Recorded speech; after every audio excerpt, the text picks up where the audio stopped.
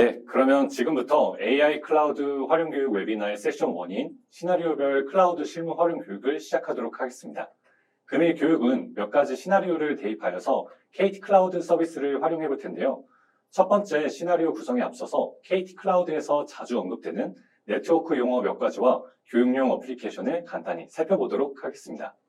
첫 번째로 클라우드 서비스에서 제공하는 퍼블릭 IP는 주로 클라이언트가 인터넷을 통해 저희 클라우드 자원에 접근할 수 있도록 하는 중요한 기능을 합니다. 공용 IP는 전 세계 어디서나 접근 가능한 고유한 주소로 제공하여 사용자의 웹사이트나 애플리케이션 서버가 인터넷을 통해 외부와 소통할 수 있게 해줍니다. 구체적으로 공용 IP 주소를 사용하면 여러분의 서버나 서비스가 인터넷에 직접 노출되어 인터넷 사용자가 해당 IP 주소를 통해 여러분의 서비스에 접근할 수 있습니다. 두 번째로는 KT 클라우드에서는 각 계정 내에서 사용 가능한 가상 네트워크 서버넷을 티어라고 부르고 있습니다. 이는 데이터 센터 내에서 가상화된 네트워크의 한 부분을 나타냅니다. KT 클라우드에서는 티어를 C클래스 영역으로 구분하며 예를 들어 172.25.0.1과 172.25.1.1과 같은 IP 주소 범위를 사용하여서 각각의 티어를 설정합니다. 각 계정당 최대 15개의 티어를 생성할 수 있으며 이를 통해 사용자는 자신의 네트워크를 세밀하게 구성하고 관리할 수 있습니다. 이러한 구조는 클라우드 환경에서의 네트워크 효율성과 보안을 극대화하는 데 중요한 역할을 합니다. 세 번째로 포트 포워딩은 인터넷에서 들어오는 트래픽을 고객의 가상 서버나 서비스에 정확히 전달하기 위해서 사용되는 네트워크 서비스입니다. 포트 포워딩을 설정함으로써 고객은 외부에서 특정 포트로 들어오는 요청을 내부 네트워크의 특정 IP 주소와 포트로 전달할 수 있습니다. KT 클라우드의 포트 포워딩 기능은 이 기능을 이용하면 고객인 더욱 유연하고 효율적으로 네트워크 트래픽을 관리하고 클라우드 리소스에 대한 접근성을 높일 수 있습니다. 네 번째로 KT 클라우드에서 제공하는 스태틱 NAT 기능은 공용 인터넷 IP 주소를 내부 네트워크 프라이빗 IP 주소와 1대1로 고정 매핑하여서 통신하는 방법입니다. 이 서비스를 이용하면 고객의 가상 서버가 인터넷에서 고유한 공용 IP 주소를 갖게 되어 언제나 일관된 주소로 외부와의 통신이 가능합니다. 그러면 여기까지 KT 클라우드 사용을 위한 간단한 네트워크 개념에 대해서 살펴봤습니다. 네, 그러면 이제 본격적으로 시나리오 대입을 통한 클라우드 활용 방법에 대해서 살펴보기 이전에 저희가 KT 클라우드에서 제공하는 교육용 어플리케이션에 대해서 미리 살펴보고 진행하도록 하겠습니다. 이제 KT 클라우드 공인교육에서 제공하는 이 어플리케이션은 3티어 웹 서비스 구성에 대한 이해와 클라우드 서비스를 보다 손쉽게 이해하기 위한 기능들이 포함되어 있어 보다 직관적으로 클라우드 서비스를 이해할 수 있습니다. 이 어플리케이션은 리액트 라이브러리 기반의 Next.js 프레임워크로 프론트엔드가 구성되어 있고 안정적으로 컨텐츠를 제공하고 있습니다. 백엔드의 경우 고언어 기반의 에코 프레임워크로 구성되어 있고 DB는 관계형 데이터베이스인 MySQL로 구성하였습니다. 주된 기능은 서비스 목록과 상세 정보를 DB로부터 호출하여서 웹상에 나타내는 기능이며 그 외에 호스트네임, CPU, 메모리 등을 확인할 수 있습니다. 그리고 과부하 테스트 기능을 통해서 교육생들은 직접적으로 오토스케일링이 어떤 식으로 작동하는지를 확인할 수 있고 이러한 것들을 직접 직관적으로 체험할 수 있는 기능들을 여러 가지 포함하였습니다. 그러면 이제 이 교육용 어플리케이션을 활용하여서 각 시나리오 시연에 적용해 보도록 하겠습니다. 네, 그러면 상황별로 보는 클라우드 활용법 첫 번째 시나리오입니다. 소규모 웹사이트를 구축하려고 하는데 클라우드 환경에서 어떻게 만들 수 있을까요? 네, 저희는 첫 번째 시나리오에서 소규모 웹 서비스를 구성한다면 이와 같은 아키텍처로 간단히 구성해 볼 예정입니다. 순서는 DMZ 티어 내에 웹 레이어 서버를 구성하고 프라이빗 티어 내에 데이터베이스 레이어 서버와 WAS 레이어 서버를 구성하여 3계층 어플리케이션을 구성할 예정인데요. 이때 KT 클라우드의 서버 상품과 DBaaS for MySQL 8 상품을 활용해 보도록 하겠습니다. 우선 KT 클라우드의 서버 상품은 사용자가 클라우드상에서 서버를 생성 및 확장할 수 있는 서비스로 지속적인 유지관리 비용 및 직접 구매가 필요한 물리적 서버와는 달리 시간과 비용 면에서 효율적입니다.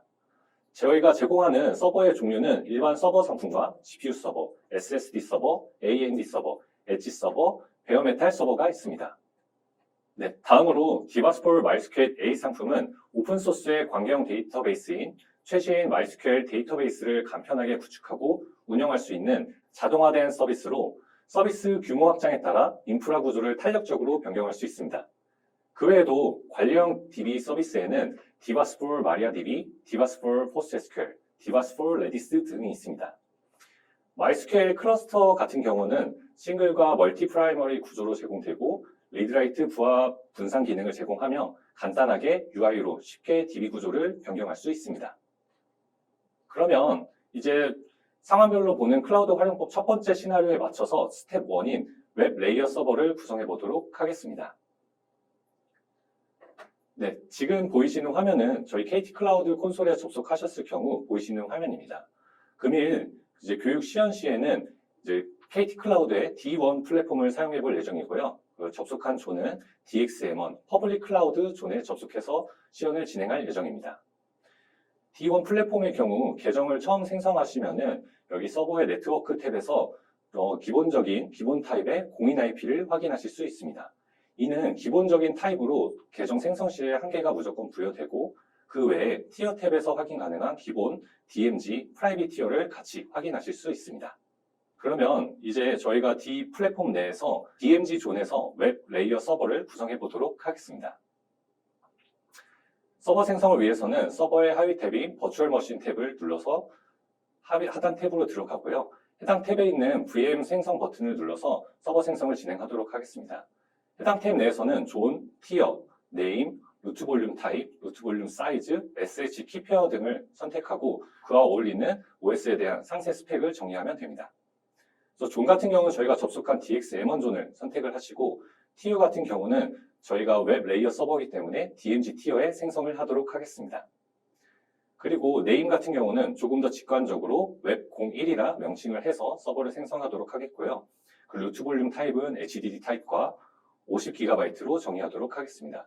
이때 유의해야 할 점이 이제 VM 생성 시에 접근을 하기 위해서는 SSH 키페어가 같이 동반되어야 됩니다. 그래서 키페어를 먼저 같이 생성을 하고 진행하도록 하겠습니다. 키페어 네임은 간단하게 웹이나라고 입력을 해서 키페어를 생성 버튼을 눌러주시면요. 잠시 대기 후에 이제 다운로드가 가능한 팝업이 발생할 예정입니다. 약간의 시간이 소요가 되시고 나면은 이제 지금 콘솔 상에서 작은 다운로드 팝업을 확인하실 수 있습니다.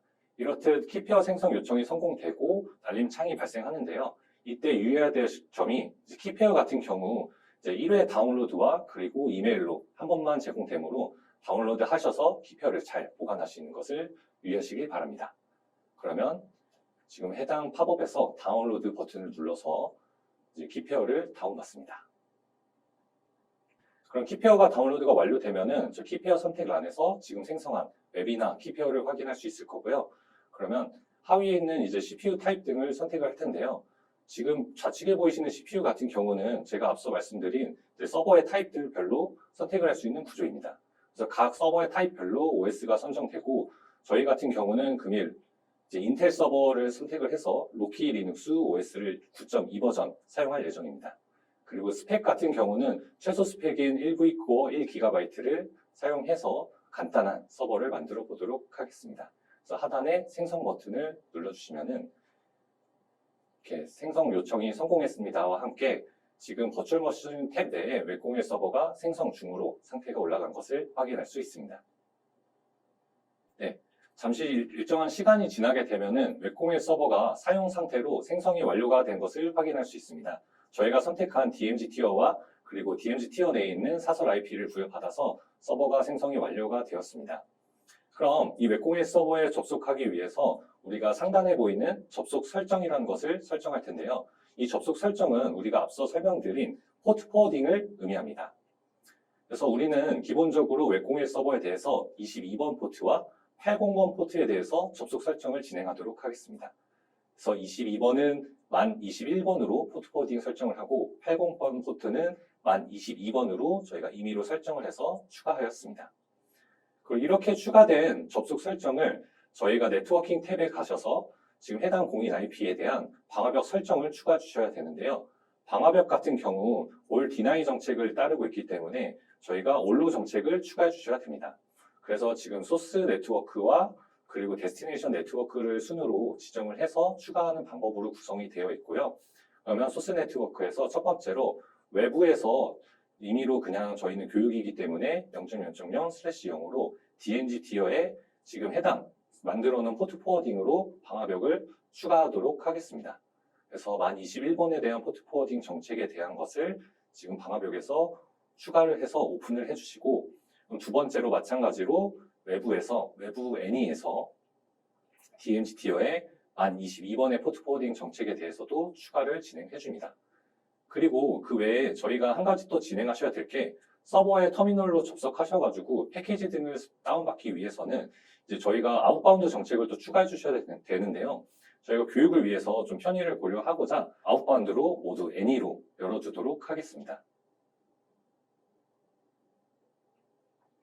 네, 이렇게 방화벽 정책까지 세 가지가 총 진행이 됐는데요. 지정한 이제 정책이 잘 이루어졌는지 다시 한번 확인해 봅니다. 네, 그러면 이제 웹 서버 생성까지 완료하고 접속 설정까지 완료가 되면은 우리가 지금 모바일 엑스텀이라는 툴을 활용해서 SSC 접속을 진행해 보도록 하겠습니다. 그래서 리모트 호스트라는 자신의 퍼블릭 IP를 입력하고, 로키리누스 같은 경우는 유저네임으로 클라우드 다시 유저를 입력하면 됩니다. 그리고 포트 같은 경우는 우리가 22번 포트를 활용할 예정이기 때문에 만 21번 포트를 입력하고 저희가 생성해둔 프라이빗 키를 가져다가 불러옵니다. 그리고 세션 네임을 웹01로 지정을 해서 이런 식으로 서버에 접근하게 되면은 지금 좌측에 보이시는 것처럼 웹01 서버에 접속한 것을 확인할 수 있습니다. 그럼 첫 번째로 이제 sudo 명령어를 통해 가지고 슈퍼 유저로 이제 권한을 얻고, 그리고 DNF 패키지 관리자를 통해서 설치된 패키지를 자동으로 최신 버전으로 업데이트를 진행합니다. 패키지 설치가 완료가 되고 나면 curl 명령어를 사용해서 MVM 설치 스크립트를 다운로드하고 바로 실행하여서 노드 버전 매니저를 설치합니다. 그리고 소스 명령어를 통해서 현재 세션 내 배시 파일을 적용하여서 환경 설정을 새로 고칩니다. 그리고 MVM 인스톨을 통해 가지고 Node.js의 최신 버전을 설치하고요. 그리고 뒤이어서 dnf install git 명령어를 통해 가지고 지금 git을 설치를 진행을 합니다. 저희가 git을 설치하는 이유는 저희가 배포할 이제 교육용 어플리케이션을 코드를 가져오기 위함이고요. 이 git이 설치가 완료되고 나면은 저희가 지정한 레포지토리로부터 git 코드를 이제 클론해 옵니다. 그렇게 이제 코드까지 가져오는 것까지 완료가 되고 나면은 이제 nkdir 명령어를 통해 가지고 어플리케이션이 위치할 디렉토리를 만들어 주고요. 그리고 지금 저희가 배포받은 어플리케이션 파일 내에 있는 스크립트 파일에 대한 시행 권한과 또한 직접 실행을 통해 가지고 어플리케이션을 다시 한번 재배치합니다. 그럼 제대로 배치가 됐는지 우리가 직접 해당 디렉토리를 이동해서 프로젝트 01이라는 파일이 있는 것을 확인했고요. 그럼 프로젝트 01 디렉토리로 다시 한번 이동을 해서 우리가 npm install 명령어로 현재 Node.js 프로젝트의 종속성을 설치합니다. 또한 Node.js 프로젝트의 이제 Next.js 실행 파일의 실행 권한을 부여하고요. 그리고 npm run 빌드로 Node.js 프로젝트를 빌드를 진행하도록 하겠습니다.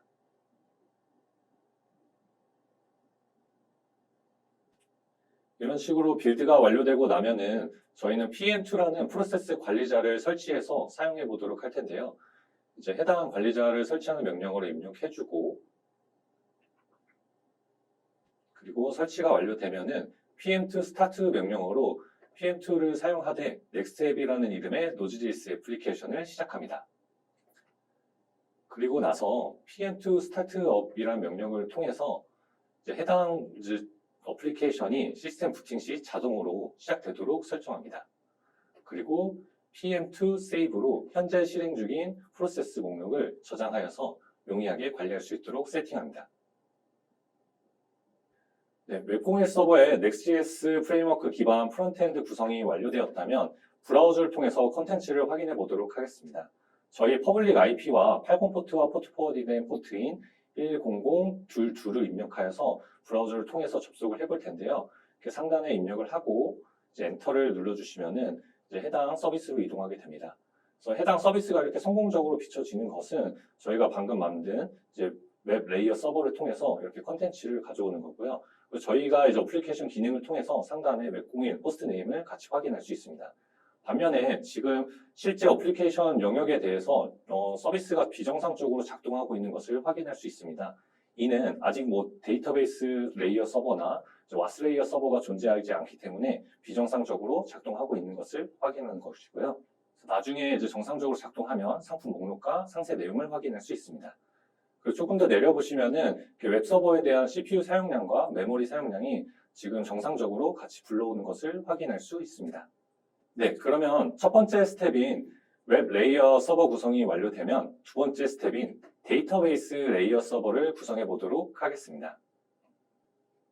데이터베이스 레이어 서버 같은 경우는 저희 KT 클라우드 디바스 for MySQL 8 상품을 활용할 텐데요. 해당 상품은 좌측에 보이시는 MySQL 8 탭에서 첫 번째로 보이는 DB 인스턴스 탭을 눌러서 DB 인스턴스를 생성해 보도록 하겠습니다. 상단에 DB 인스턴스 생성 버튼을 누르시면은 이와 같이 총 4가지의 옵션 선택들이 나오는데요. 존을 선택하는 것부터 버전과 그리고 타입 등을 상세하게 선택할 수 있습니다. 저희는 스펙 같은 경우는 최소 스펙으로 일단 만들도록 하겠고, 데이터 볼륨 타입은 HDD 타입으로 간단히 만들어 보도록 하겠습니다. 그리고 여기서 이제 유형 같은 경우가 이제 클러스터 유형인지 스탠드얼론 유형인지를 선택할 수 있습니다. 그래서 실제 뭐 프로덕션 환경에서는 클러스터 유형을 사용하시겠지만 저희는 일단 단일 환경을 좀 구현하기 위해서 스탠드얼론으로 만들어 보도록 하겠고, DB 이름 같은 경우는 직관적으로 DB, 그리고 초기 데이터베이스 이름 같은 경우는 MyDB, 사용자 계정은 edu, 그리고 사용자 계정 비밀번호는 저희가 임의로 설정한 비밀 패스워드를 지정하도록 하겠습니다. 그리고 이러한 값들이 정상적으로 입력되었는지 다시 한번 확인한 후에 넥스트 버튼을 눌러주시면요. 이제 파라미터 그룹을 이제 선택하고, 그리고 뭐 데이터베이스에 대한 이제 대소문자 구분에 대한 것을 이제 선택할 수 있고, 그리고 여기서 백업 파일 보관 기간과 그리고 백업 실행 시간에 대한 정의들을 진행할 수 있습니다. 현재 디폴트로 새벽 3시에 진행되고 있어서 저희도 디폴트 값이 새벽 3시로 진행을 하도록 하겠습니다. 그럼 매일 새벽 3시마다 이런 DB 인스턴스에 대한 직무 백업이 진행되고요. 그리고 유지보수 같은 경우는 이렇게 토요일 날 새벽 2시에 저희가 허용을 한다라고 지정을 해두도록 하겠습니다. 그리고 네 번째로 네트워크 설정으로 넘어가시면요. 이 인스턴스를 어느 티어 내에 만들지 선택을 할 수 있습니다. 그래서 우리는 지금 DB 인스턴스는 프라이빗 티어 내에 만들 예정이었기 때문에 프라이빗 티어를 눌러주시고요. 그리고 퍼블릭 네트워크 같은 경우는 외부에서 DB 인스턴스로 직접 접속을 할 때 사용을 하는데요. 우리는 간단하게 DB 인스턴스 2를 활용해가지고 접근할 예정이기 때문에 퍼블릭 네트워크를 사용으로 누르고 리드라이트 포트를 10091로 설정을 하도록 하겠습니다. 그리고 지금 프라이빗 네트워크 같은 경우도 리드라이트 포트는 1006로 선택하고, 물론 실질적으로 접수가 허용 IP를 선택하여서 그 해당 IP만 접속하도록 해야 되지만 저희 교육용이기 때문에 모두 열린 0.0.0.0/0을 열고 진행하도록 하겠습니다. 그래서 최종적으로 리뷰란에서 모든 것을 확인하고 생성 버튼을 누르시면 됩니다. 생성 버튼을 누르고 나서 지금 DB 인스턴스가 생성되고 있습니다. 이제 경우에 따라 시간이 소요될 수 있다라는 팝업과 함께 DB 상태가 이제 크리에이팅 상태로 확인해 보실 수 있습니다. 네, DB 인스턴스가 이제 크리에이팅 상태에서 러닝 상태로 정상적으로 생성이 완료되었는데요. 지금 해당 DB 인스턴스를 선택하면은 이런 식으로 상세 정보를 확인할 수 있습니다. 그래서 데이터베이스의 뭐 유형이라든지 유지보수를 어떤 식으로 설정했는지, 그리고 액세스 인포란에서 DNS와 IP를 선택을 해서 어떤 방법과 포트로 지금 접근 제어 설정을 했는지 등을 같이 확인할 수 있습니다. 그래서 우리는 퍼블릭 네트워크로 이제 1009로 포트로 이제 정의를 해뒀기 때문에 이를 이용해서 저희가 워크벤치 2를 활용해서 접근해 보도록 하겠습니다. MySQL 워크벤치를 실행하시면은 이와 같은 화면을 확인할 수 있습니다. 저희는 이 툴을 활용해서 간단하게 이제 뭐 쿼리를 만들고 그리고 데이터베이스를 인서트 해볼 텐데요. 지금 커넥션 같은 경우는 커넥션 네임은 간단하게 뭐 상품 관리라고 임의로 지정하도록 하겠습니다. 그리고 호스트 네임 같은 경우는 저희 공인 IP와 포트는 1009 포트로 접근하고, 그리고 유저 네임은 우리가 앞서 설정한 대로 EDU로 정의하도록 하겠습니다. 이렇게 값이 모두가 설정되고 OK를 누른 다음에 다시 한번 더블 클릭해서 저희가 앞서 DB 인스턴스를 만들 때 사용한 패스워드를 입력하고 접속을 시도하도록 하겠습니다. 네, 이런 식으로 성공적으로 지금 MyDB라는 이제 데이터베이스에 접근을 한 상황인데요. 지금 현재는 어떠한 이제 테이블이나 데이터베이스가 삽입되어 있지 않은 상태이기 때문에 저희가 기본적으로 작성한 데이터베이스 테이블과 데이터베이스를 인서트 해보도록 하겠습니다. 이런 식으로 내용을 인서트 해주고 그리고 세로 고침을 눌러가지고 간단하게 워크벤치 상에서 정상적으로 테이블 생성과 데이터베이스가 보이는지 이렇게 확인을 해볼 수 있습니다. 그래서 이런 식으로 지금 저희가 데이터베이스 레이어 서버를 구현을 완성을 했고요. 다음으로는 이제 스텝 3에서 와스 레이어 서버를 구성해 보도록 하겠습니다. 이제 데이터베이스 레이어 서버 구성이 완료되면 이제 마지막 스텝으로 이제 웹 어플리케이션 서버 레이어 서버를 구성을 해볼 텐데요. 마찬가지로 이제 와스 서버 같은 경우도 이게 서버의 버추얼 머신 탭에서 VM 생성 버튼을 눌러주시면 됩니다. 그래서 VM 생성 버튼을 누르되 앞선과는 조금 다르게 티어가 DMG가 아닌 프라이빗을 선택하셔야겠죠. 그리고 네임은 직관적으로 WAS01로 지정하도록 하겠습니다. 그리고 로트 볼륨 타입과 사이즈는 HDD와 50GB 동일하게 가져가고 그리고 키페어 또한 웹이나 키페어를 같이 사용하도록 하겠습니다. 그리고 OS 같은 경우는 로키 리눅스 9.2 버전 동일하게 사용하고 스펙 또한 최소 스펙으로 진행을 해보도록 할 텐데요. 이때 저희가 이번에는 고급 설정에 있는 기본 IP 지정 기능을 활용해 보도록 하겠습니다. 이는 서버가 생성될 때 사설 IP를 지정을 해서 그 사설 IP를 달고 서버가 생성될 수 있도록 지정하는 기능인데요. 그래서 지금 해당 와스 서버는 172.2.1.179라는 사설 IP를 달고 생성되도록 저희가 임의로 지정해서 생성을 진행해 보도록 하겠습니다. 생성 버튼을 누르시면은 마찬가지로 생성 요청이 성공되고 상태가 생성 중으로 바뀐 것을 확인할 수 있습니다. 네, 와스 서버가 정상적으로 생성되면은 상태가 이제 사용 상태를 마찬가지로 바뀌게 되고 프라이빗 티어 내에 우리가 앞서 선택한 이제 사설 IP가 달고 서버가 생성되게 되었습니다. 그럼 와스 서버도 마찬가지로 접속 설정을 통해서 저희가 터미널 접속을 진행해 볼 텐데요. 이번에 22번 포트에 대해서는 10041로 포트 포워딩 정책을 추가하도록 하겠습니다.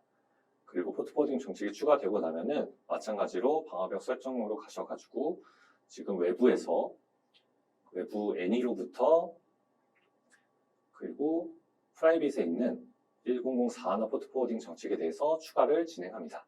그리고 마찬가지로 저희가 프라이빗 티어에 있는 이제 서버도 이제 뭐 패키지 설치 등을 용이하게 하기 위해서 이제 외부로의 모든 프로토콜에 대한 방화벽 정책을 열고 진행을 해보도록 하겠습니다. 추가를 진행해 주시면 되고 그리고 여기서 추가로 DMG 티어에서 저희가 프라이빗 티어로 이제 통신을 열어주셔야 되는데요. 이는 웹 서버가 와스 서버로 통신을 하기 위해서는 저희가 지금 얼디나이 정책이기 때문에 얼로우 정책을 추가해 주셔야 됩니다. 그래서 DMG에서 프라이빗으로 가는 단일 패스에 대한 방화벽을 추가해 줍니다. 그럼 이렇게 수정한 이제 방화벽 정책들을 다시 한번 확인을 하도록 하겠습니다.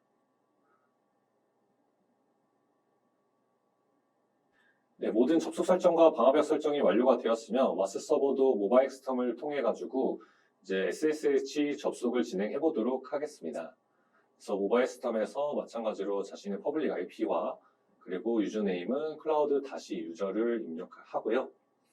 그리고 포트 같은 경우에는 이번에는 10041로 저희가 포트 포워딩 정책을 추가했죠.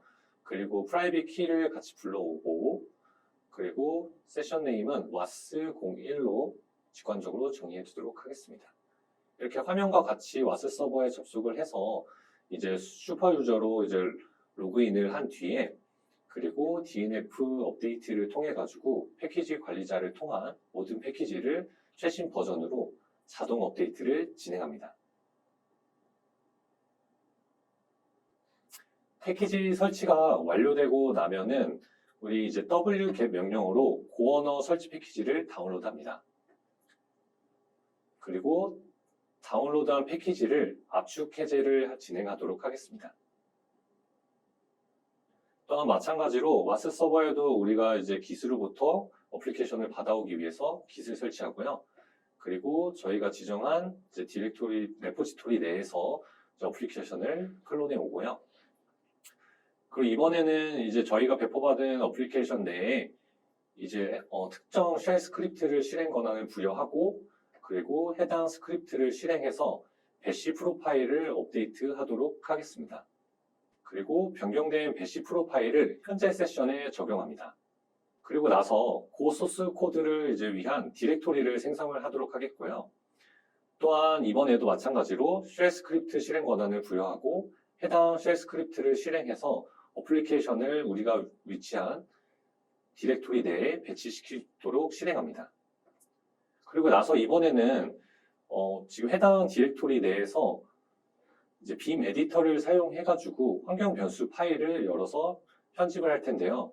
지금 편집하고자 하는 내용은 이제 DB 인스턴스의 사설 IP로 환경 변수 파일을 지정하기 위함입니다. 그래서 이렇게 환경 변수 파일을 열면은 DB 인스턴스에 대한 사설 IP를 설정할 수 있도록 구성해 놓았고, 우리가 이번에 생성한 DB 인스턴스는 155라는 이제 사설 IP를 달고 있어서 해당 내용을 저장하고 이제 빔 펴찍기를 닫고 나옵니다. 그리고 나서 이제 해당 이제 프로젝트 디렉토리 내에서 고 모드 이닛이라는 고 모듈 초기화를 진행하고요. 그리고 나서 고 모듈의 의존성을 정리하고 필요한 패키지를 다운로드합니다. 이런 패키지들은 저희가 이제 배포해드린 어플리케이션 코드들에 이미 다 정의가 되어 있기 때문에 해당 명령을 통해서 필요한 패키지들이 일괄적으로 다운로드가 진행됩니다. 이제 패키지 설치까지 완료가 되었으면 빌드 명령을 통해서 my app 프로그램을 빌드합니다. 그렇게 이제 빌드가 완료가 되고 나면은 우리가 마찬가지로 이제 해당 어플리케이션도 이제 시스템 재부팅 시에도 자동으로 실행되도록 이제 저희가 이제 enable 명령을 통해서 서비스 자동 시작을 설정하도록 할 텐데요. 이때 시스템 파일 같은 경우는 저희가 임의로 이제 어플리케이션에 이제 배포해 놨고 자동으로 재배치시켜 놨기 때문에 이제 시스템 서비스 매니저를 다시 로드하도록 하겠습니다. 이렇게 데모 리로드를 진행을 하고 나서 이번에 시스템 CT의 enable my app을 통해 가지고 시스템 부팅 시 자동으로 시작되도록 설정하고요. 그리고 my app을 실행하고 그 앱의 상태를 다시 한번 확인하도록 합니다. 이런 식으로 정상적으로 어플리케이션이 실행된 것을 확인했습니다. 네, 그러면 웹 와스 DB 서버 구성이 모두 완료되었다면 브라우저를 통해서 웹 어플리케이션이 정상 작동하는지 다시 한번 확인해 보도록 하겠습니다. 아까와 마찬가지로 자신의 공인 IP와 그리고 포트 포워딩 해둔 100 입력해서 웹 서비스에 접근해 보도록 하겠습니다. 이렇게 접근을 해보시면은 아까와 조금 다른 부분을 찾으실 수 있습니다. 조금 내려보시면은 아까는 보이지 않았던 이제 상품 목록이 보이고 상품 목록을 클릭했을 때 이렇게 상품에 대한 상세 설명들을 불러오는 것을 확인할 수 있는데요. 이는 웹 와스 DB가 모두 정상적으로 작동하면서 어플리케이션이 잘 작동하고 있는 것을 보여주고요. 그 외에도 와스 서버의 호스트네임과 CPU, 메모리 사용량도 같이 보여주고 있습니다. 그리고 저희 이 어플리케이션에서는 이렇게 상태 체크 기능을 통해서 어플리케이션에 대한 상태를 확인할 수 있고 이제 데이터를 직접적으로 추가하는 기능도 있으니까요. 나중에 한번 교육 때 실질적으로 추가해 보시면 좋을 것 같습니다. 네, 그러면 지금까지 세 가지 스텝으로 DMZ 티어 내의 웹서버를 만들고 프라이빗 티어 내의 와스 DB 서버를 각각 만들고 접속 설정 및 방화벽 설정 등 추가들을 통해 가지고 서버에 접근하고 브라우저를 통해서 웹 서비스의 정상 동작 여부를 확인했습니다. 그러면 이제 우리가 다음 시나리오로 넘어가기 전에 앞서 우리가 DB 인스턴스를 스탠드 언론으로 생성했는데요. 이제 클러스터의 경우 자동으로 HA 되어서 DBMS 다운, 네트워크 인터페이스 다운, OS 다운 등에 대한 대비가 가능하지만 데이터베이스 손상에 대비하기 위해서는 백업이 중요합니다. 그래서 간단히 DB 인스턴스를 수동 백업 후 백업본을 활용해서 새로운 DB 인스턴스를 만들어 보는 과정을 보여드리도록 하겠습니다. 네, DB 인스턴스 탭으로 이제 이동을 하셔가지고 저희가 기존에 생성해 놓은 DB를 선택을 하시고요. 그리고 나서 이제 보시면은 우리가 유형이 같은 경우는 이제 스탠드 언론으로 만들었고 DB 같은 경우는 매일 새벽 3시에 이루어지도록 했습니다. 하지만 그 외에도 저희가 수동으로 이제 백업을 진행을 할 수 있는데요. 이 수동 백업을 진행하게 되면은 지금 이 수동 백업을 누른 순간 즉각적으로 백업을 실행하게 됩니다. 그래서 백업 버튼을 누르고 확인을 누르시면은 이런 식으로 상단의 백업 요청 성공과 함께 이제 저기 백업 크리에이팅이라는 DB 상태로 변경되면서 이제 백업 요청이 이루어지게 되고요. 그리고 잠시 시간이 지나면은 DB 상태가 다시 러닝 상태로 되고 좌측에 디바스로 MySQL 하위 탭인 백업 탭으로 눌러보시면은 지금 저희가 생성한 DB 인스턴스에 이제 백업본이 지금 하나 생성된 것을 확인할 수 있습니다. 이렇게 정상적으로 백업본이 생성된 것을 확인을 해서 이 백업본을 선택을 하시면요. 상단에 전체 백업 버튼이 이제 활성화가 되는데요. 그 버튼을 눌러서 지금 해당 DB 인스턴스에 대한 이제 백업을 진행할 수 있습니다. 그래서 백업본을 누르고 확인을 눌러주시면은 복원 요청 성공이라는 팝업과 함께 DB 인스턴스 탭 내에서 새로운 DB 인스턴스 이름이 부여되고 크리에이팅 상태로 생성되고 있는 것을 확인할 수 있습니다. 마찬가지로 이 DB 인스턴스 같은 경우는 우리가 백업을 실시한 시점에 대한 데이터만을 가지고 있어서 사실 데이터 손실에 대한 모든 것을 다 담고 있지는 않을 수 있습니다. 그렇기 때문에 지금 저희가 앞서 말씀드린 대로 이제 백업에 대한 이제 중요성과 그리고 자동 백업 기능이 굉장히 유용하게 쓸 수 있기 때문에 이런 것을 잘 활용해서 대비하시는 것이 좋습니다. 네, 그러면 다음으로 두 번째 시나리오입니다. 어플리케이션 로그를 안전하게 관리하고 로그 파일 크기에 따라 유연하게 대응하고 싶습니다. 어떻게 해야 할까요? 네, 우리는 이와 같은 시나리오에서 와스 서버의 추가 볼륨을 연결해서 어플리케이션 로그를 보다 안정적으로 저장하고 로그의 양이 증가되는 것에 대비하여서 사이즈를 확장해보는 순으로 진행해 보도록 하겠습니다. 이때 저희는 KT 클라우드의 추가 볼륨을 활용할 텐데요. 추가 볼륨은 KT 클라우드의 서버에 연결하여 데이터를 안전하게 저장하고 보호할 수 있습니다. KT 클라우드의 추가 디스크는 안정적인 블록 스토리지를 제공하여서 데이터를 효율적으로 관리하고 확장할 수 있도록 지원합니다. HDD, SSD 기반 10GB에서 2000GB 크기로 생성이 가능하며 사이즈 변경 기능과 스냅샷 기능을 제공합니다. 자, 이제 두 번째 시나리오인 스텝 1으로 KT 클라우드 콘솔상에서 추가 디스크를 생성하고 서버에 연결하는 작업을 진행해 보도록 하겠습니다. 네, 콘솔에 접속을 하시면은 이번에는 이제 서버 탭에 있는 이제 하위 탭에 있는 볼륨 탭으로 이동해서 추가 볼륨을 생성을 해보도록 하겠습니다. 서버의 하위에 있는 볼륨 탭을 눌러주시면은 이렇게 볼륨에 대한 이제 리스트들이 노출되고 볼륨 생성 버튼을 눌러서 볼륨을 생성할 수 있는데요.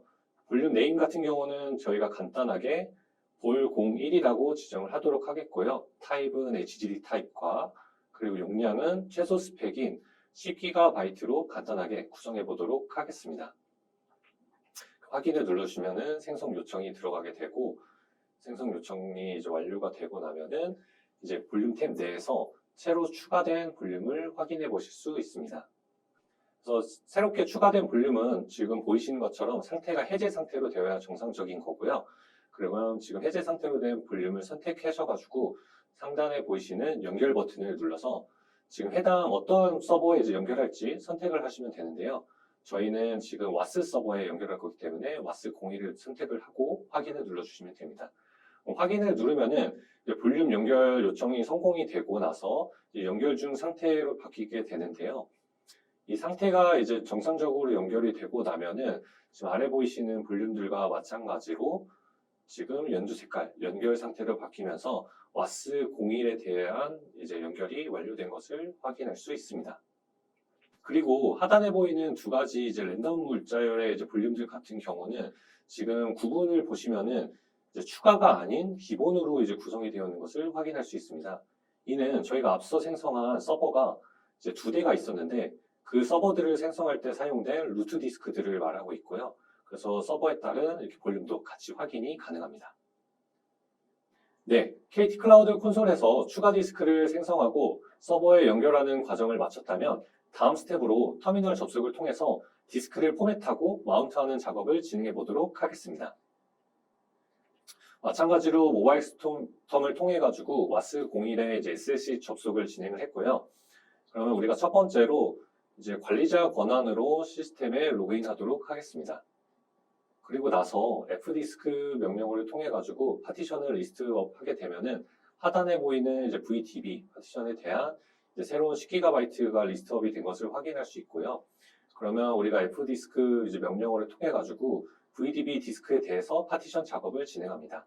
그래서 새 파티션을 생성하고 새 파티션을 주 파티션으로 선택한 다음에 파티션 번호를 1번으로 선택하고 시작 실린더와 마지막 실린더를 기본값으로 선택을 한 뒤에 W를 눌러서 종료하도록 합니다.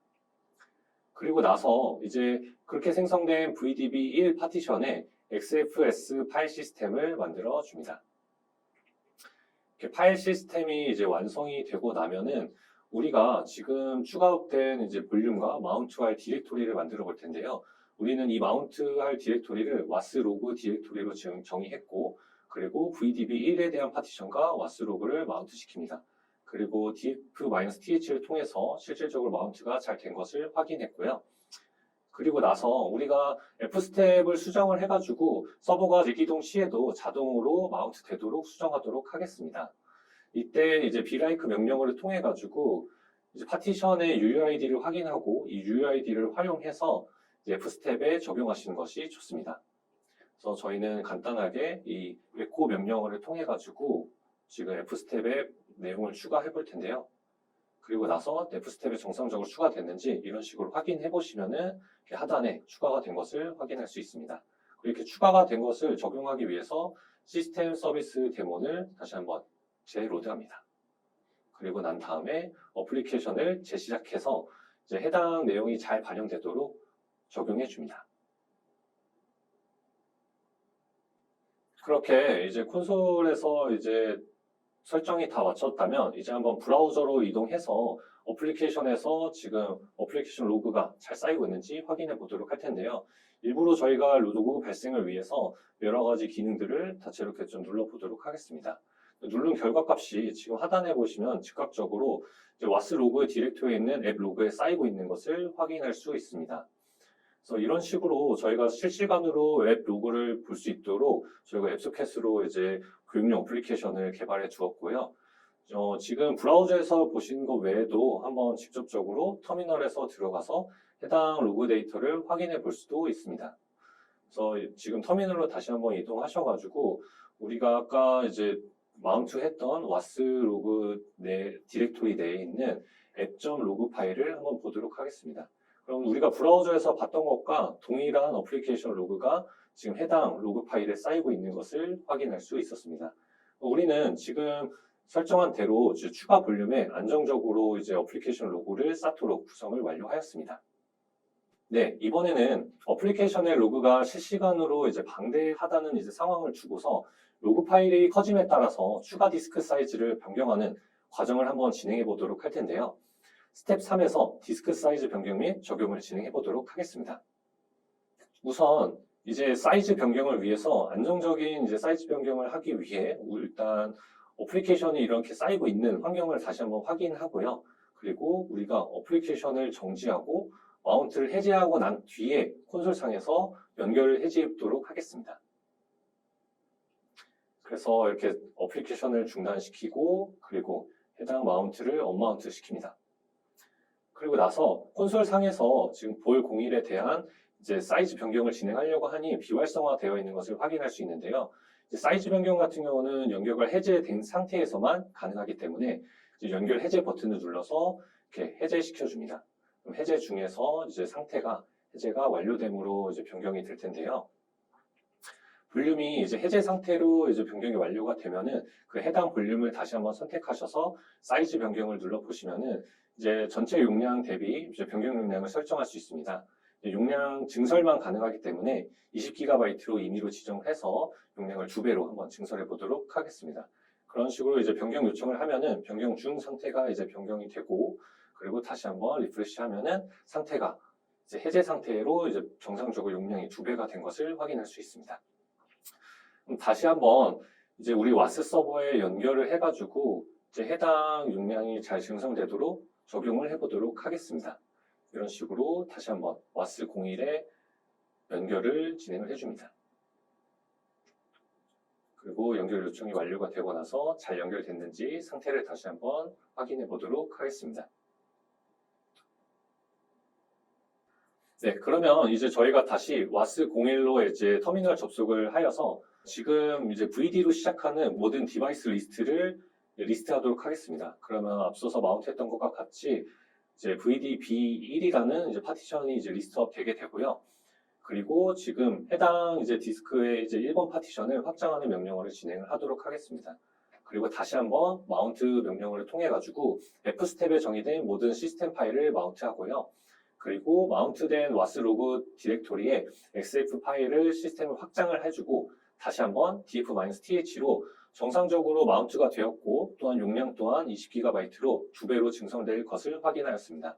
이런 식으로 클라우드를 활용해서 추가 볼륨의 경우 유연하게 사이즈 변경이 가능한 점을 다시 한번 시나리오를 통해서 확인해 보았습니다. 네, 이번 두 번째 시나리오를 통해서 추가 볼륨 활용 방법에 대해서 알아봤습니다.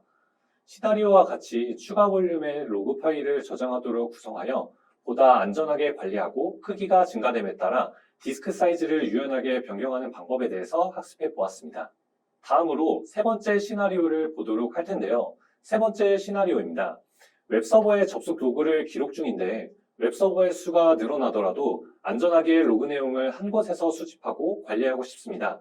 어떤 방법을 사용하는 것이 좋을까요? 라는 시나리오를 진행해 보도록 하겠습니다. 네, 세 번째 시나리오에서는 KT 클라우드의 NAS를 활용하시는 것이 매우 효율적입니다. 물론 다이렉트로 NAS의 웹서버의 접속 로그를 기록할 수 있도록 할 수도 있지만 보다 효율적으로 취합 및 관리하도록 로그 수집 도구인 플루엔티를 추가적으로 활용해 보도록 하겠습니다. 이 오픈소스 도구를 활용해서 각 웹서버의 루트 디스크에 내에 기록되던 로그 내용을 순차적으로 NAS 내 단일 파일로 플러시하여서 취합해 보도록 할 텐데요. 실제 환경에서는 어느 정도의 버퍼 양이 쌓여야 지정 파일로 플러시가 진행되지만 교육의 체감을 위해서 15초간 쌓은 버퍼 내용을 강제로 플러시하도록 설정하였기 때문에 웹서버에 접속 후 15초 뒤에 NAS 디렉토리 내에 접속한 날짜별로 취합된 로그 파일을 확인할 수 있습니다. 네, 그러면 이번 시나리오에서 활용할 NAS 서비스에 대해서 간단히 설명드리자면 NAS는 네트워크에 연결되어 있는 저장 장치로 다수의 사용자가 네트워크를 통해 데이터의 접근에 공동으로 활용하며 협업을 가능케 하는 파일 전용 스토리지 디바이스입니다. VLAN 구성을 통해 높은 보안성을 제공하고 볼륨당 최대 10TB까지 대량으로 신청 가능하여 여러 방면으로 활용이 가능한 서비스입니다. 그럼 상황별로 보는 클라우드 활용법 세 번째 시나리오의 첫 번째 스텝인 NAS 볼륨을 생성하고 그리고 연결해 보도록 하겠습니다. 다시 KT 클라우드 콘솔 내에서 이제 NAS를 한번 생성해 보도록 할 텐데요. 이제 NAS 같은 경우는 좌측에 보이는 NAS 탭을 누르셔서 NAS 볼륨을 눌러주시면 됩니다. 그럼 NAS 볼륨 생성 버튼이 이제 보이게 되실 거고, 이제 볼륨 생성에 앞서가지고 NAS 네트워크 관리 탭도 같이 활성화되어 있는 것을 볼 수 있습니다. 해당 네트워크 탭을 눌러보시면은 DMZ와 프라이빗 이렇게 두 가지 생성 가능이 보이는데요. 이는 NAS 네트워크를 어디로 연결을 해서 NAS 볼륨을 사용할지에 대한 설정을 하는 부분으로 저희는 DMZ, 웹서버와 연결할 거기 때문에 DMZ로 생성을 하고 창을 닫아줍니다. 그리고 볼륨 생성 버튼을 다시 한번 눌러서 이번에는 NAS01이라는 이름으로 NAS 볼륨을 생성을 진행하고 네트워크는 앞서 생성한 것과 마찬가지로 DMZ가 하나 선택되어 있고 타입은 HDD 타입에 그리고 NFS 프로토콜과 그리고 기본적으로 최소 사양인 500GB로 생성을 진행하도록 하겠습니다. 이런 식으로 생성 요청이 성공되고 나면은 상태가 이제 생성 중 상태에서 이제 생성 완료 상태로 이제 변경이 될 때까지 잠시 대기해 주시면 되고요. 그래서 NAS 같은 경우가 지금 생성이 완료가 되고 나서 바로 사용할 수 있는 구조는 아닙니다.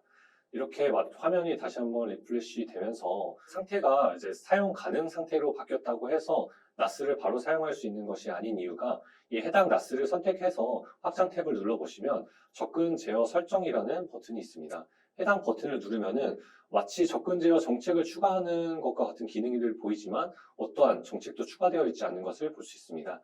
그래서 NAS를 뭐 리드라이트라든지 리드올리라든지 접근 제어 정책을 추가해 줘야 되기 때문에 우리는 임의로 0.0.0 애니에 대한 리드라이트에 대한 접근 제어를 설정해 두고 사용을 해보도록 하겠습니다. 이런 식으로 우리는 이제 접근 제어 설정까지 같이 마쳤기 때문에 그럼 이제 NAS에 대한 이제 네트워크 관리부터 접근 제어 설정까지 같이 모두 완료가 되었고 NAS를 마운트하기 위해서는 NAS의 상세 정보를 눌러서 NAS 마운트 패스라는 것을 꼭 아셔야 되는데요. 이 상세 정보 페이지에서 마운트 패스 값을 사전에 복사해 두도록 하겠습니다. 네, 그러면 앞서 클라우드 콘솔 내에서 나스 볼륨을 생성하여 접근 제어까지 완료하였다면 같은 티어 내에 있는 서버에서 터미널을 접속 후에 마운트 과정을 진행하셔야 합니다. 네, 그러면 이제 웹01 서버로 이제 터미널을 접속하신 뒤에 이제 나스를 마운트 해보도록 하겠습니다. 일단 이제 루트 권한으로 사용자를 전환을 해주시고 나서 그리고 지금 혹시나 이제 루트 디스크에 있는 F1 디렉토리에 있는 액세스 로그가 잘 쌓이고 있는지 한번 확인해 보도록 하겠습니다. 이런 식으로 지금 접속 로그가 지금 루트 디스크 내에는 정상적으로 잘 쌓이고 있고요. 우리는 지금 나스로 이제 접속 로그를 기록할 예정이기 때문에 나스와 마운트할 N1 디렉토리를 만들고 그리고 NFS 파일 시스템을 설치합니다. 파일 시스템이 설치가 완료가 되고 나면은 우리는 앞서 지금 콘솔에서 복사해둔 마운트 패스 값을 활용해서 N1 디렉토리와 마운트를 진행합니다. 이렇게 마운트가 진행이 되고 나서 마운트가 잘 되었는지 한번 확인해 보도록 하겠습니다. 지금 500기가인 이제 나스에 대해서 잘 N1 디렉토리가 마운트가 된 것을 확인할 수 있었고요. 그리고 우리는 이런 정보를 F스텝에 이제 등록해서 마찬가지로 이제 서버가 재부팅 시에도 자동으로 나스와 마운트 되도록 설정을 해줍니다. 네, 앞선 과정에서 간단히 나스 볼륨을 생성하고 마운트까지 완료하였는데요. 이제 마운트된 나스 볼륨에 효율적으로 로그 파일을 취합 관리하도록 로그 소집 도구를 설치해서 설정해 보도록 하겠습니다. 네, 우리가 이제 앞서 사용하겠다는 flynt를 사용하기 위해서 일단 로그 수집 도구를 설치하는 과정을 진행하도록 할 텐데요. 일단 이제 TD 에이전트를 설치하고 이와 관련된 패키지 등을 같이 설치를 진행하도록 하겠습니다. 설치가 완료되시고 나신 뒤에는 이제 우리가 이 해당 도구를 사용하기 위해서 권한을 먼저 부여해 두도록 하겠습니다. 그래서 로그들이 쌓일 위치에 대한 이제 권한들을 부여하고 그리고 임시 파일이 쌓일 곳에 대한 이제 디렉토리를 같이 만들어 주도록 했고요. 그리고 나서 우리가 이제 이 플랜디를 활용하기 위해서는 이런 식으로 이제 설정 값들을 지정을 해줘야 되는데 저희가 간단하게 명령으로 다 한 번에 추가를 하였습니다. 이 설정 값에는 우리가 앞서 말씀드린 것처럼 15초 단위로 이제 해당 디렉토리를 플러시 해라는 이제 내용이 담겨 있고요. 마찬가지로 이제 이 TD 에이전트가 이제 시스템 재부팅 시에도 잘 실행되도록 이제 시스템 CTL enable과 이제 스타트를 통해서 잘 정상적으로 실행시켜주고 정상적으로 실행된 것을 같이 확인해 주시면은 수집 도구 설정 부분이 모두가 완료가 되었을 것을 확인할 수 있습니다. 네, 그러면은 이제 이렇게 나스를 이제 마운트하고 그 안에 이제 플랜디라는 이제 오픈 소스를 설정함으로써 이제 나스의 이제 로그 파일이 취합되도록 설정을 마쳤는데요. 그럼 실질적으로 브라우저에서 저희가 이제 접근 기록을 만들어 가지고 로그 파일이 잘 플러시 되는지 한번 확인해 보도록 하겠습니다. 저희가 새로 고침을 한 3번 정도 진행을 했고 한 15초 정도 시간이 지났을 때 지금 해당 경로에 있는 로그 파일이 잘 불러와지는지 보도록 할 텐데요. 약간의 시간이 지나고 나면은 지금 교육용 어플리케이션에서 이와 같이 로그들이 플러시 되어서 나타난 것을 확인할 수 있습니다. 지금 플러시된 내용은 저희가 기존 루트 디렉토리에 있는 로그 데이터 내용이 아니라 지금 나스에 있는 N1 디렉토리에 있는 로그 파일을 불러와서 나타내는 것입니다. 실질적으로 터미널 내에서 한번 들어가서 다시 한번 확인을 해보시면은 지금 N1 디렉토리 로그스 all 디렉토리 내에 금일 날짜로 로그 파일이 하나 형성된 것을 최종적으로 확인할 수 있습니다. 네, 그러면 우리는 웹서버의 로그 파일을 보다 효율적으로 취합 관리하기 위해 나스를 활용해 보았습니다.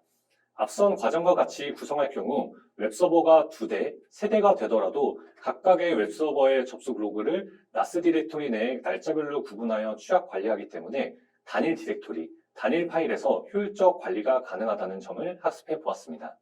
이런 식으로 나스는 이제 여러 서버에서 접근해서 뭐 파일을 저장하고 활용할 수 있다라는 이제 장점이 있기 때문에 이런 시나리오에 대입해서 활용 방법을 학습해 보았습니다.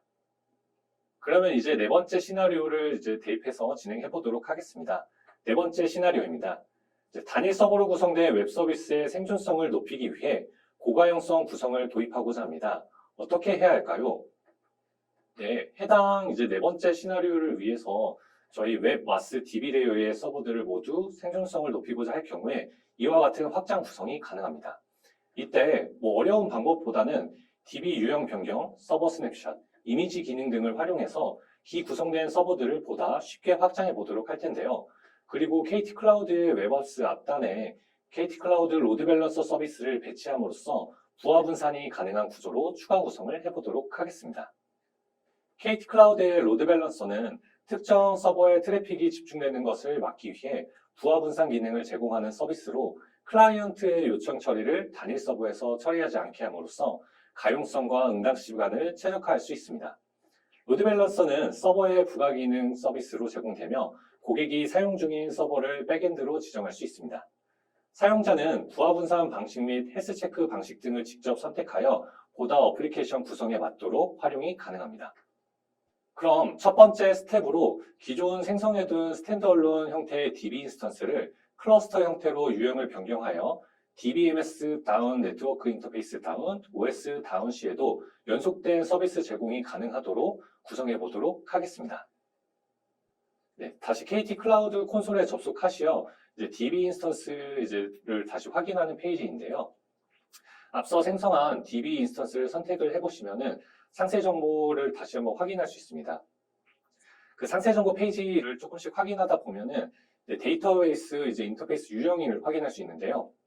지금 같은 경우는 저희가 스탠드얼론으로 생성했기 때문에 옆에 보이시는 변경 버튼을 눌러서 클러스터를 선택하고 노드 수를 선택을 하고 그 다음에 프라이머리 유형을 싱글로 할지 멀티로 할지 선택을 한 뒤에 퍼블릭과 프라이빗에 대한 리드 온리 포트를 지정해 주시면 됩니다. 그래서 저희는 노드 수를 3개, 그리고 프라이머리 유형은 싱글, 그리고 퍼블릭 같은 경우는 10081, 그리고 프라이빗은 1007 그리고 실행 방식은 즉시 실행하도록 설정해서 확인 버튼을 눌러주도록 하겠습니다. 이렇게 확인 버튼을 누르시면은 마찬가지로 DB 상태가 변경되면서 DB 유형이 바뀌게 될 텐데요. 구조 변경 요청 성공이라는 팝업이 뜨면서 DB 상태가 체인징 상태로 바뀌게 됩니다. 네, DB 상태가 다시 러닝 상태로 바뀌었을 때 해당 DB 인스턴스를 클릭을 해보면요. 앞선 스탠드얼론과는 조금 다른 모습을 볼 수 있습니다. 액세스 인포 같은 경우도 상당히 다양한 인포 정보 값들이 보이고 있고, 그리고 하단에 있는 VM 인포도 지금 한 개에 있던 VM 정보가 아니라 3개에 대한 VM 정보, 클러스터에 대한 모든 정보들을 확인할 수 있습니다. 그래서 노드 수가 저희가 세대로 설정했기 때문에 VM 인포에서 이렇게 프라이머리 1대와 세컨더리 2대를 같이 확인하고, 그리고 2대의 라우터까지 같이 생성된 것을 확인할 수 있었습니다. 이런 식으로 손쉽게 스탠드얼론 DB 인스턴스를 이렇게 클러스터로 구성할 수 있고, 우리는 지금 프라이머리가 170C라는 VM으로 프라이머리가 지정되어 있는데, 한번 간단하게 HA 테스트를 통해서 우리가 장애 시에도 이렇게 서비스 안정성이 잘 유지되는지 테스트를 진행해 보도록 하겠습니다. HA 테스트 버튼을 눌러서 진행을 해보시면은 지금 테스트 요청이 성공이 되었다는 팝업과 함께 체인징 상태가 진행되게 됩니다. 체인징이 진행되면서 지금 하단에 있는 VM 인포를 한번 확인해 보도록 할 텐데요. 러닝 상태가 되고서 VM 인포를 보면은 아까 프라이머리에 있던 170C는 세컨더리로 다시 내려가고, 세컨더리에 있던 VM이 다시 프라이머리로 승격된 것을 확인할 수 있습니다. 이와 같이 클러스터를 구성할 경우 이렇게 예상치 못한 이벤트에도 안정적으로 서비스를 제공할 수 있습니다. 네, 그러면 첫 번째 스텝에서는 DB 인스턴스를 클러스터로 구성을 했다면은 두 번째 스텝에서는 현재 작동 중인 서버를 그대로 복제하는 서버 스냅샷 기능을 활용해서 와스 레이어 서버를 추가 구성해 보도록 하겠습니다. 네, 와스 레이어 서버를 추가 구성하기 위해서 콘솔 내에서 버추얼 머신 탭으로 이동했고요. 지금 현재 와스 01이 사용 상태로 러닝 중에 있습니다. 이 해당 VM을 러닝 중인 상태에서 한번 추가적으로 복제해서 구성해 볼 텐데요. 지금 저희 KT 클라우드 같은 경우는 이런 러닝 중인 상태의 VM을 복제하기 위해서 서버 스냅샷 생성이라는 기능을 제공하고 있습니다. 이 서버 스냅샷 생성을 통해 가지고 현재 러닝 중인 상태에 대한 스냅샷을 만들어 가지고 VM을 러닝 중에도 복제할 수 있도록 기능을 제공하고 있습니다. 그래서 이런 식으로 우리가 임의로 스냅샷 이름을 지정해서 생성을 진행해 보도록 할 텐데요. 생성 버튼을 누르고 나면은 잠시 뒤에 서버 스냅샷이 생성이 완료되었다는 것이 팝업이 같이 노출될 예정입니다. 다만 이 스냅샷 생성 시에 좀 유의해야 될 점이 디스크 IO가 굉장히 빈번한 시점에 러닝 중인 서버를 스냅샷 생성할 경우 DB에 결합성이 많이 떨어질 수 있으니까 그 점은 많이 유의하셔서 진행하시는 것이 좋습니다. 지금 우측 상단에 보이시는 스냅샷 생성 성공 팝업을 확인하고 서버 탭 하위에 있는 이미지 탭을 눌러서 보시면은 방금 생성한 와스 스냅샷에 대한 상태가 사용 가능으로 올라와 있는 것을 확인할 수 있습니다. 해당 스냅샷을 선택을 하시면은 상단의 VM 생성 버튼이 활성화되면서 서버 생성과 유사한 페이지가 같이 만들어지게 되는데요. 이번엔 저희는 와스 서버이기 때문에 프라이빗 티어에 와스 02라는 서버를 만들도록 하겠습니다. 그리고 타입 같은 경우는 기존에 디폴트로 정의되어 있는 것들 그대로 사용하고 SSC 키페어도 동일한 웹이나 키페어를 사용하면서 최소 스펙으로 만들어 보도록 하겠습니다. 이렇게 하단에 있는 생성 버튼을 눌러서 이제 생성 요청 성공이 되었다라는 문구와 함께 이제 서버 생성이 이제 만들어지게 될 텐데요. 여기서 조금 이제 기본적인 서버와 좀 달랐던 점이 우리는 일반적으로 그냥 서버 한 대만을 이제 생성하는 것이 아니라 이제 루트 디스크 외에도 추가 볼륨이 달린 이제 서버에 대한 스냅샷을 찍고 생성을 진행했는데요. 그럼 지금 첫 번째로 지금 루트 기본 타입에 대한 이제 디스크가 지금 만들어지고 있는 과정을 한번 볼륨 탭에서 볼 수 있었고요. 다시 한번 리플래시를 해보시면은 또 한 번 볼륨이 이제 한 번 더 생기면서 추가 타입의 볼륨이 만들어진 것을 확인할 수 있습니다. 이는 스냅샷에 이제 정의되어 있는 이제 기본 루트 디스크와 이제 추가 디스크를 같이 묶어서 스냅샷을 통해서 한 번에 이제 만들어지는 과정을 확인할 수 있습니다. 그래서 와스 02도 두 가지의 볼륨 타입이 생성이 되고 있는 것을 확인했고 버추얼 머신 탭으로 다시 이동해 보면은 와스 02 서버가 완성된 것을 확인할 수 있습니다. 네, 앞서 와스 레이어 서버가 추가로 구성이 완료되었다면 각 와스 서버 앞단에 LB를 배치함으로써 부하 분산이 가능하도록 생성하고 연결하도록 하겠습니다. 네, 일단 지금 와스 02번까지 생성이 완료된 것까지 저희가 확인을 했고 사용 상태로 둘 다 와스 01과 와스 02에 대한 상태 값을 확인했고요.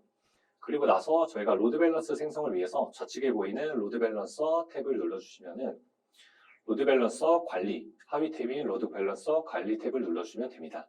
그리고 상단에 보이시는 로드 밸런서 생성 버튼을 눌러주시면은 이와 같이 존, 티어, 네임, 그리고 서비스 IP 포트와 같은 이제 타입과 그리고 헬스 체크 기능들을 어떤 식으로 설정할지에 대한 이제 옵션 선택값이 나오고요. 티어 같은 경우는 우리가 와스 서버에 대한 워스 서버 앞단에 줄 거기 때문에 프라이빗 티어로 이제 설정을 하고 그리고 LB명은 그냥 이렇게 LB 그리고 다시 그리고 프라이빗 이런 식으로 지정을 하도록 하겠습니다. 그리고 서비스 IP 포트 같은 경우는 우리는 신규 IP를 할당받을 예정이고 그리고 우리는 80 포트에 대한 이제 정의를 지정을 하고 생성하도록 하겠고요. 그리고 서비스 타입 같은 경우는 TCP, HTTP, HTTPS 브릿지, HTTPS, 그리고 FTP 그리고 그 서비스 옵션 같은 경우는 뭐 라운드 로빈, 리스트 커넥션, 리스트 리스폰스 그리고 소스 IP, 그리고 소스 IP 해시 포트 이런 식으로 이제 옵션들을 제공하고 있습니다.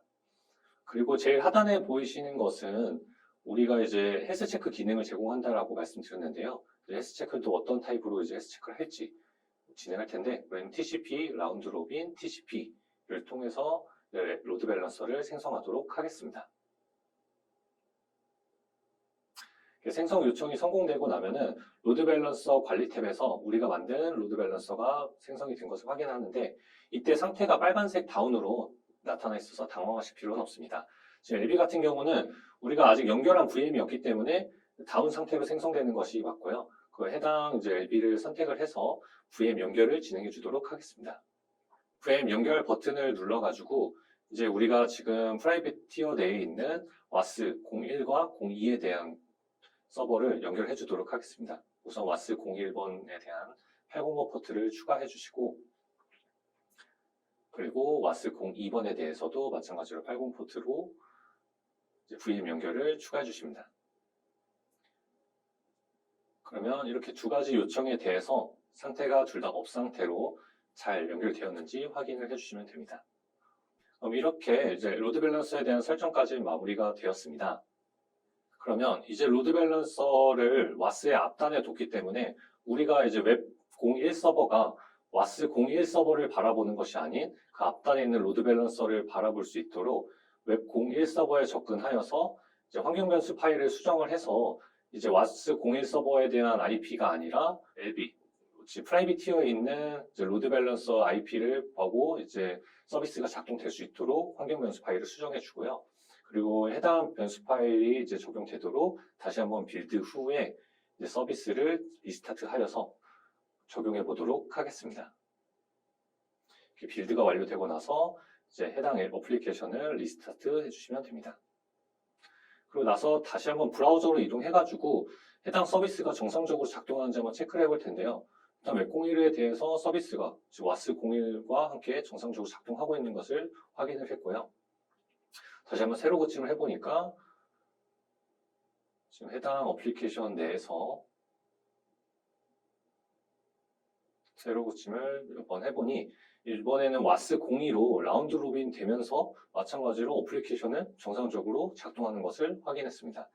이렇듯 와스 앞단의 로드 밸런서를 통해서 지금 와스에 대한 부하 분산을 이제 줄여주고 있는 것을 우리가 교육용 어플리케이션을 통해서 직관적으로 확인해 보았습니다. 네, 이제 네 번째 스텝에서는 웹 레이어 서버 또한 추가로 구성해 볼 텐데요. 이번에는 웹 서버 이미지를 만들고 해당 이미지를 활용해서 추가 웹 서버를 만들어 보는 방식으로 진행해 보도록 하겠습니다. 네, 이번에는 웹01 서버를 이미지를 만들고 그 다음에 새로운 서버를 만들어 볼 텐데요.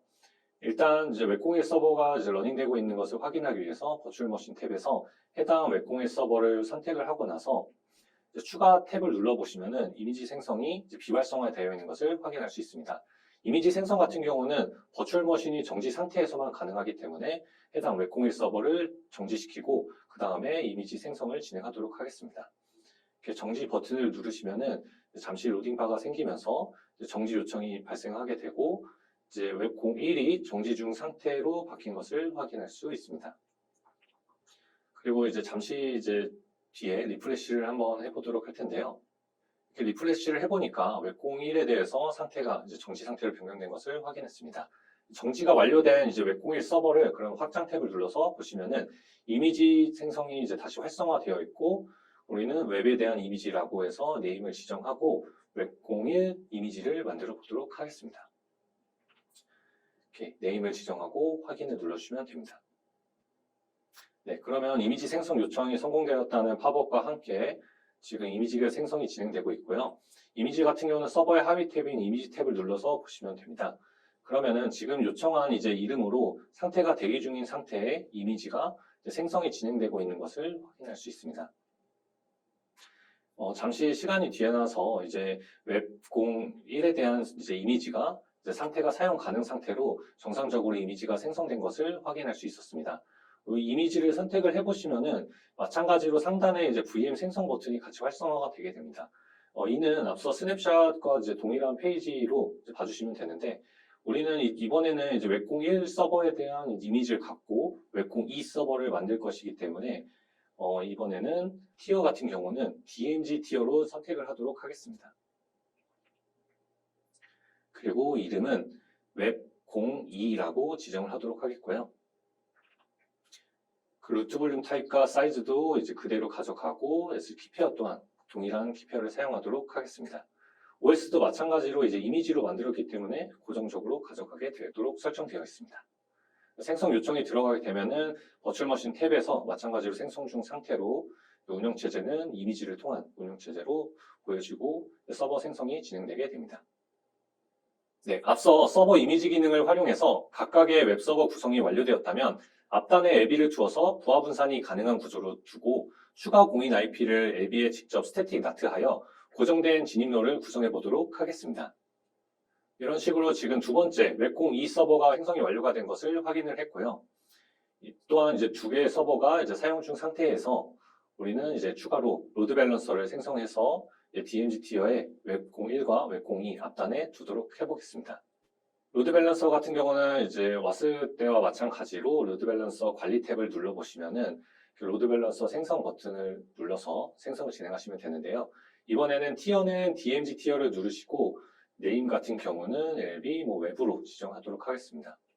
그리고 중복 확인을 진행하신 후에 마찬가지로 신규 IP를 할당받고 80 포트로에 대한 설정을 진행하고요.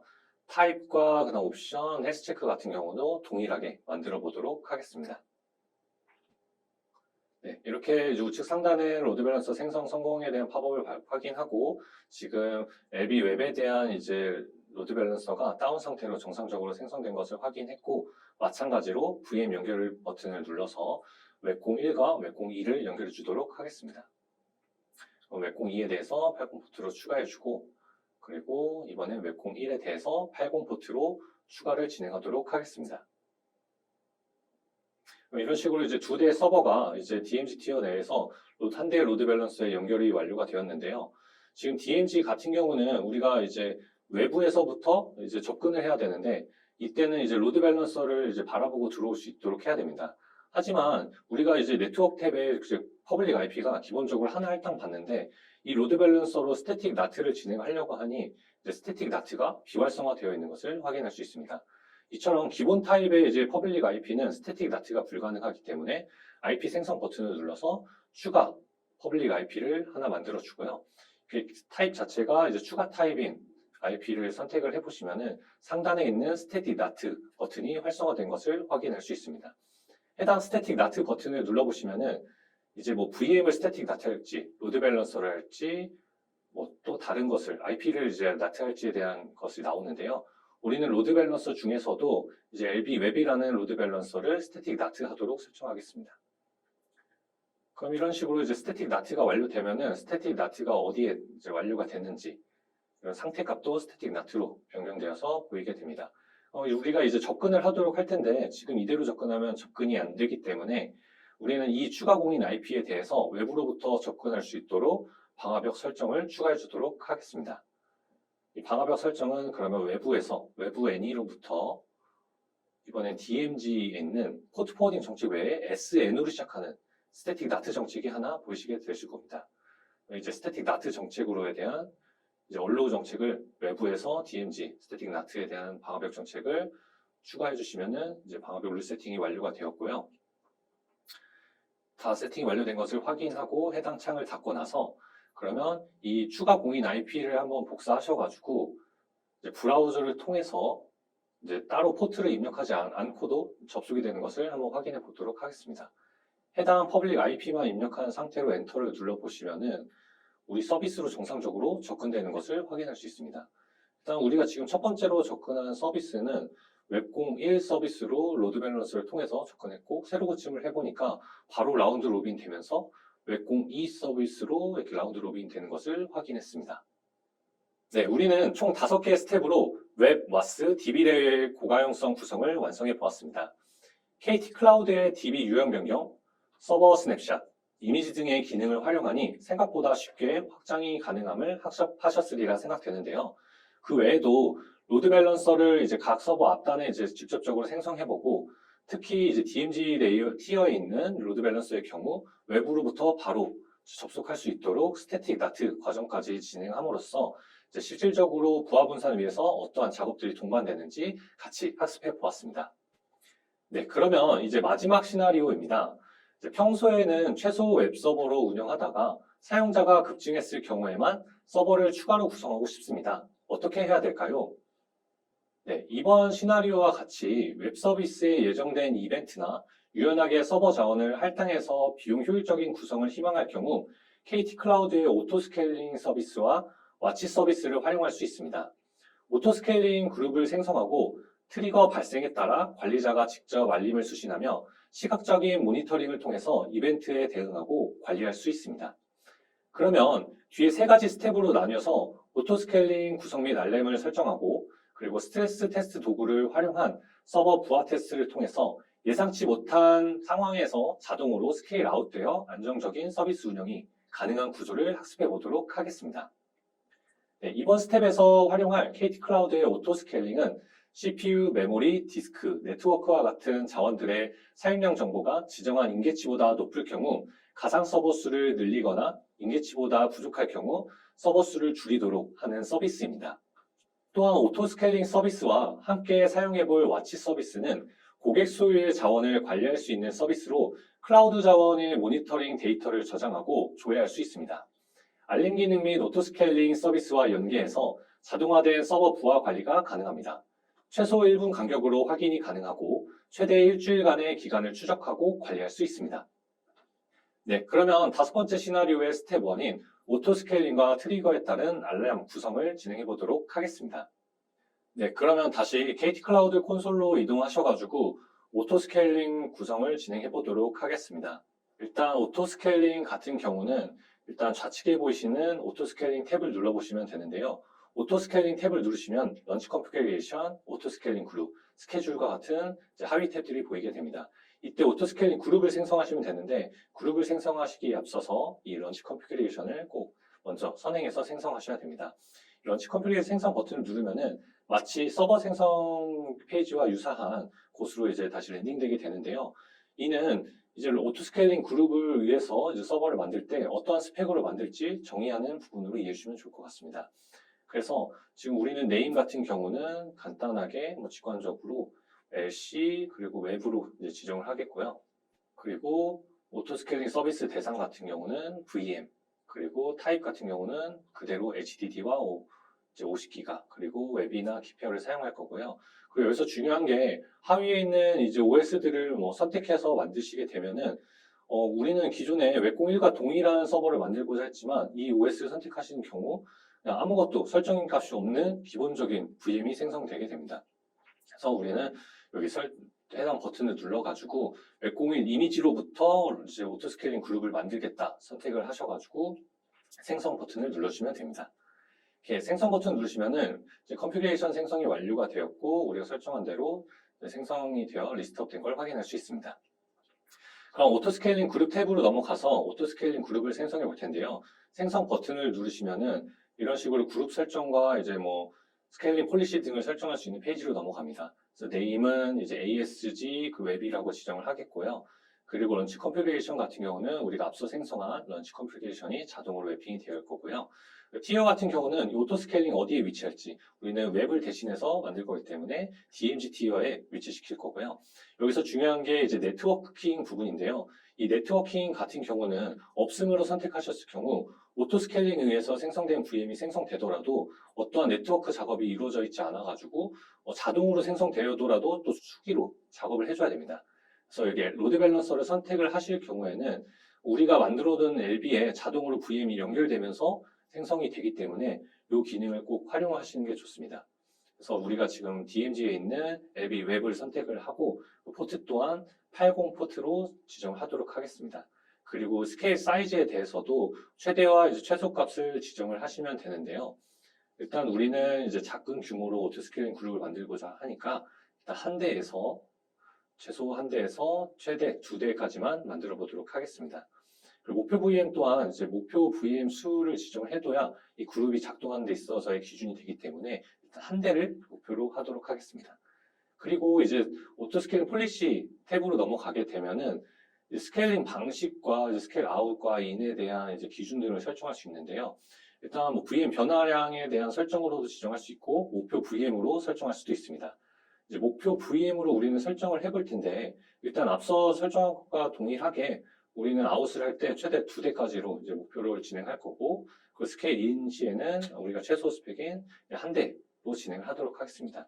여기서 고급 설정 탭을 한 번 더 눌러보시면은 스케일 인아웃에 대한 이제 쿨다운 타임을 이제 지정할 수 있습니다. 이제 오토 스케일링이 발생하고 나서 얼마나 쿨다운 타임을 줄 거냐에 대한 이제 값을 넣으면 되는 건데요. 저희는 임의로 한 300초 정도로 쿨다운 타임을 넣고 진행해 보도록 하겠습니다. 그래서 다음 버튼 누르고 설정 값이 맞는지 한번 최종 확인을 거친 후에 이제 하단에 보이는 확인 버튼을 눌러서 오토 스케일링 그룹을 생성해 줍니다. 이렇게 오토 스케일링 그룹이 생성이 완료되고 나면은 이렇게 로딩바가 이렇게 움직이면서 오토 스케일링 그룹이 생성되고 있는 것을 확인할 수 있습니다. 이 오토 스케일링 그룹은 이제 해당 영역에서 이제 리스트업에서 확인할 수 있지만 서버로 직접 가서 버추얼 머신 탭으로 이동해 보시면은 이 오토 스케일링 그룹에 의해서 어떤 서버가 하나 생성 중인 것을 확인할 수 있습니다. 이는 우리가 최소로 오토 스케일링 그룹 생성 시에 최소 VM을 한 대로 지정해 놨기 때문에 이렇게 그룹 생성과 함께 한 대의 서버가 만들어지는 것을 확인할 수 있습니다. 네, 그러면은 이제 서버가 오토 스케일링 그룹에 의해서 한 대의 서버가 마저 생성이 완료가 된 것을 확인하셨을 텐데요. 그러면은 우리는 다시 오토 스케일링 그룹으로 넘어가서 이제 오토 스케일링 그룹이 정상적으로 레디 상태인 것을 확인하고 해당 그룹을 선택해서 트리거 설정을 진행해 보도록 하겠습니다. 이 트리거는 무조건 트리거가 있어야 오토스케일링의 작동의 기준을 이제 마련해 주는 건데요. 우리는 일단은 뭐 VM에 대해서 그리고 앞서 오토스케일링 그룹에 의해서 만들어진 VM을 선택을 하고 그리고 CPU 사용량의 기준으로 일단 트리거를 발생하도록 만들어 보도록 하겠습니다. 그래서 이렇게 기준을 잘 선택하고 다음을 눌러주시면은 이제 알람 조건에 대한 이제 네임을 설정할 텐데요. 간략하게 이런 식으로 알람에 대한 네임을 입력하고 나서 그 알람 조건은 우리가 이제 CPU 사용량으로 지정을 했으니까 뭐 평균 50%에 대해서 그리고 1분 평균 1분 간격을 봤을 때 이제 50%보다 크면은 한번 오토스케일링이 이제 작동하도록 정의해 두었고요. 그리고 다음으로 이제 알람 액션 같은 경우는 우리가 이제 알람 액션 발생을 이제 해야 되기 때문에 이제 알람 발생을 클릭하시고 오토스케일링에 있는 이제 스케일 아웃을 선택해 주시면 됩니다. 마찬가지로 스케일 인 같은 경우도 이런 식으로 어떤 기준에 의해서 스케일 인 할지 따로 추가해 주시면 됩니다. 이런 식으로 스케일 아웃이 하나 추가된 것을 확인하고 저희가 앞서 설정한 내용들로 이제 정상적으로 트리거가 잘 생성되었는지 확인을 하고 확인 버튼을 눌러주시면 됩니다. 네, 그러면은 이렇게 알람 생성이 완료되었다는 것과 함께 이렇게 생성한 알람이 데이터 상태 부족으로 이렇게 만들어지게 되었고요. 이 상태는 처음엔 데이터 부족으로 뜨지만 조금 이제 시간이 지나면은 이 데이터를 이제 수집하기 때문에 조금 뒤에는 정상으로 보이게 될 겁니다. 초기에는 이렇게 데이터 부족으로 보이는 것이 이상한 것이 아님을 다시 한번 말씀드리도록 하겠고요. 조건 같은 경우도 우리가 생성한 조건이 맞는지 다시 한번 확인하고 확인 버튼을 눌러주시면 됩니다. 그럼 그러고 나서 이제 우리는 이 트리거와 함께 이제 한번 SMS 문자를 같이 받아보도록 한번 설정해 볼 텐데요. 이번에는 와치 서비스에 있는 알람 탭으로 넘어가서 우리가 기존에 생성한 트리거에 대한 알람이 하나 만들어져 있는 것을 확인할 수 있습니다. 이 알람을 선택을 해서 수정을 통해 가지고 액션을 하나 추가해 보도록 하겠습니다. 알람 조건은 그럼 그대로 두고 그러면 이번에는 알람 발생을 할 때 액션 타입을 이번에는 SMS 그리고 뭐 관리자의 번호가 010-1234-5678 이런 식으로 지정을 하고 추가를 해주시면은 알람 발생을 할 경우에 이런 식으로 SMS를 이제 발송을 하겠다. 그리고 오토스케일링도 같이 작동돼서 스케일 아웃이 지정될 거다. 그리고 이러한 평균치로 봤을 때 저 줄을 넘어섰을 경우에 작동하는데 지금 하단에 보이는 파란색으로 아직은 안정적이다를 확인할 수 있습니다. 확인 버튼을 눌러서 알람 설정까지 완료가 된 것을 한번 확인해 주면 됩니다.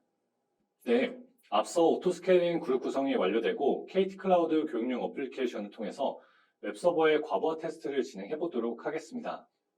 저희 이제 교육용 어플리케이션에 이제 접속을 하셔서 이제 한번 과부하 테스트를 진행해 보도록 할 텐데요. 지금 우리가 이제 접속한 이제 어플리케이션 내에서 호스트네임을 한번 보시면은 우리 오토스케일링 그룹에 의해서 생성된 서버로 이제 서비스를 접속한 것을 확인할 수 있습니다.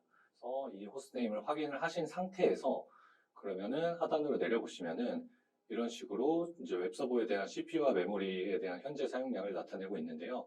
먼저 스트레스 툴 도구 설치 버튼을 눌러서 스트레스 툴을 먼저 설치를 진행하도록 하겠습니다. 그럼 로딩바가 이제 일정 시간 지나서 성공적으로 설치가 완료가 되고 나면은 이제 하단에 있는 웹서버 과부하 테스트 시작 버튼을 누르도록 합니다. 그럼 이렇게 로딩바가 이제 진행되면서 CPU 사용량이 이제 100%로 치면서 빨간색으로 나타나는 것을 확인할 수 있습니다.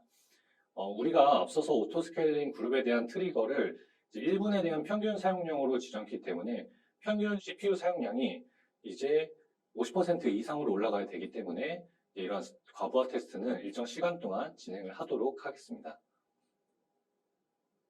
네, 저희가 앞서서 교육용 어플리케이션을 통해서 이제 과부하 테스트를 진행하고 있는데요.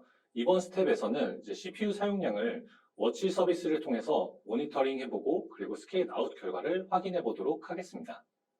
네, 이런 시간 이제 일정 시간 동안 저희가 스트레스 도구를 통해서 이제 스트레스 테스트를 진행을 했고요. 다시 콘솔로 가셔가지고 이 콘솔 워치의 하위 탭인 매트릭을 눌러보시면은 이런 식으로 특정 서버에 대해서 매트릭 값을 조회해 볼 수 있습니다.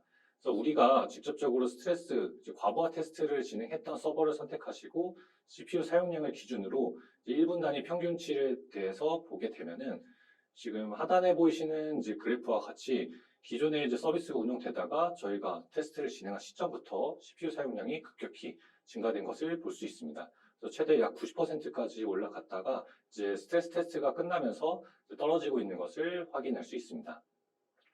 그러면 우리가 이제 저희가 기준치로 설정해뒀던 50%가 넘어가면서 정상적으로 알람이 발생을 했고 그에 대한 알람 액션이 어떤 것들이 발생했는지 확인해 보기 위해서 워치의 알람 탭에 이제 추가 버튼을 눌러가지고 액션을 보면은 지금에서 오토 스케일링이 수행됐고 SMS 알람이 발생된 것을 확인할 수 있습니다.